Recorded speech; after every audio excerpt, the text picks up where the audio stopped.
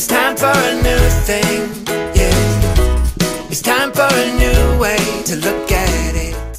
Hey everybody, Brad Ross here with MakeMagicMoney.com and ItFactorLive.com. And in this short video, I'm going to reveal to you tip number 2 in our series of takeaways and tips from It Factor Live 2012.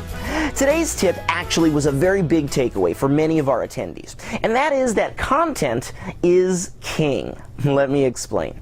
Whether it's selling yourself over the phone to a client, creating posts or stories for sharing through your social media networks, or even writing sales copy for marketing materials, websites, or mailings, we must have great content. Content is, in essence, the stuff that goes on your website, all of the words, all of the stuff that's there, videos, pictures, so on and so forth. It's the words and copy that go into your phone sales pitch and your direct mail pieces, etc., so on and so forth. Of all the things that we talked about at It Factor Live this year, connecting with your potential clients and customers through emotions and educating them with story, but selling the sizzle and all of that together wrapped up into a package really created a theme for us at IFL. And it was something that I realized a lot of people were having an enormous amount of trouble with, creating that content for their clients, being able to sell their clients through emotions, being able to sell the sizzle, not the steak.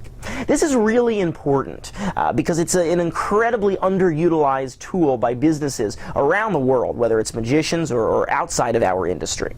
So here's how this works. When businesses typically are promoting themselves, they'll share their success stories and what they feel should be brought to the table when someone is thinking of hiring them or buying their services. But they don't usually adopt a teach first mentality. What I mean by that is they explain what they did for their past clients, awards they've won, or worse, how great they think they are. But they don't give the lesson behind the experience. You see, first, customers want to know what's in it for me. If our content only talks about how great a job we did, but doesn't really educate or teach the potential client about our services, about the product that we're trying to sell, it's likely that we're not going to get the best results, the best marketing bang for our buck. One of the best 2 ways to start you off on creating some killer content is the following. Number 1, to understand what the heck you're actually selling. If you're a magician, and for example, you're selling kids' birthday parties, and you sell them on what a great magic show that you do, and how amazing your talents are, you're selling the wrong things. Your service as an entertainer has been designed to solve a particular problem, a pain, or a predicament that your audience faces. Now, they may not know what this problem is, in which case you'll need to let them know what they need to do. Or they may need reminding what a pain in the butt the problem they have can be in their life. Like having 30 screaming kids running around their house at their little one's birthday party coming up next month. So once you've identified what it is that you're actually selling, no easy task, you're going to have to do some thinking on this. And remember, it's not always the obvious answer, i.e., I'm a magician, so I'm selling a magic show. It might be something that you have to dig a little deeper for to understand what it is you're actually selling. But once you've identified that, the next question to ask yourself, and it's a big one, it's everyone's favorite radio station, WIIFM. What's in it for me? In other words, the client.